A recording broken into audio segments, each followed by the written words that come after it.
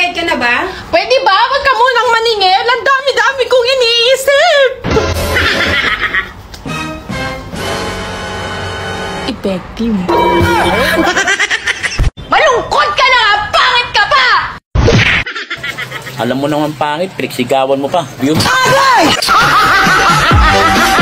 Bobo yan kasi hindi siya nag-i-English kapag nalalasing. Una sa lahat, hindi talaga ako nalalasing. Pangalawa, give me alone. Sayang. Muntik na ako maging maganda.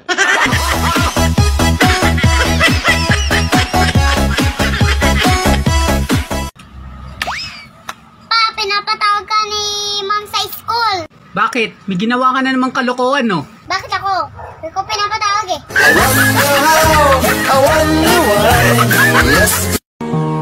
Akalain mo yun?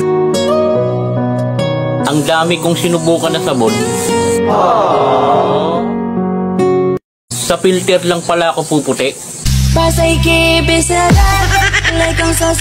Tigil mo na yan. Napapagod ka. Wala ka jowa. Ano ang ayaw mong tumalsik sa mukha mo? Pag ano sumagot, sasaksakin kita. What? Mau-hospital ka ngayon.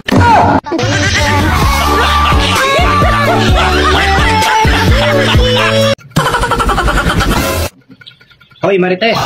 Bakit? Lagi ka na lang nakabantay sa buhay ko. Ano ngayon sa'yo?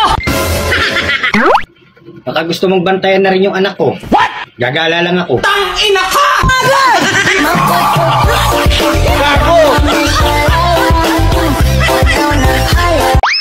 Kung maganda ka, wag mo nang ipagyabang. Tignan mo ako. Tahimik lang.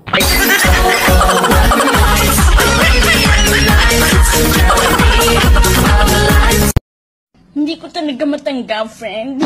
Sinabi niya sa akin, Are you lady boy? Ang sakit sa akin, di ba? Pinagsabihin niya ako, are you lady boy? Hindi naman ako bakla, di ba? Yung ex ko hindi makapaniwalang ganito na itsura ko. Sabi ko naman sa'yo, ikaw ang nawala.